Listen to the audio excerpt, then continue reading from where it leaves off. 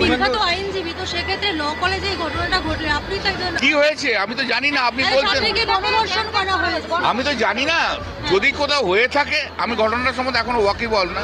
নিঃসন্দেহে অন্যায় করা হয়েছে, কারা করেছে, যে করেছে তাদের ইমিডিয়েটলি অ্যারেস্ট করা উচিত। বারবার আমি এক কথা বলছি, বারবার আমি এক কথাই বলছি যে এই সমস্ত ক্রিমিনালিটি, রেপ, মলেস্টেশন, এটা কারা করে? কিছু পুরুষ করে। তা মহিলাদের লড়াইটা কাদের বিরুদ্ধে? যারা এই পারভার্টেড টাইপের পুরুষ, তাদের বিরুদ্ধে লড়াই করা উচিত। রাত জাগো দিন জাগো, নিরাপত্তার কি আছে? সব জায়গায় তো একই অবস্থা। পুরুষের মানসিকতা যদি যতক্ষণ না ঠিক হবে ততক্ষণ পর্যন্ত এগুলো ঘটবে। আপনার পলিটিক্যাল এজেন্ডা আছে, আপনি নিয়ে মাইক নিয়ে এসছেন, আমরা মিডিয়া থেকে, নিরাপত্তা সবই রয়েছে, কিন্তু একজন বন্ধু যদি বান্ধবীকে রেপ করে তাহলে সেখানে নিরাপত্তা কি করে দেবে বলুন তো আমাকে? কলেজের ভেতরে যদি করে সেখানে পুলিশ থাকবে? কলেজে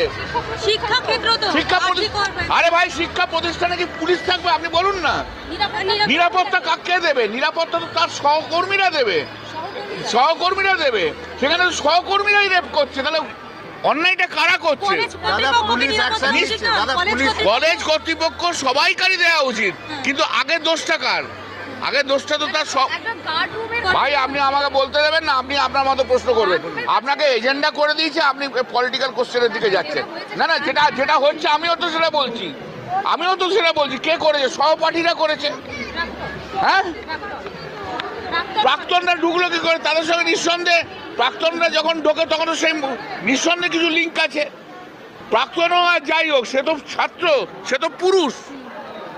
সেই পুরুষদের বিরুদ্ধে কেন মহিলারা লড়ছে না? কলেজ কর্তৃপক্ষ তো আর সরকার নয়।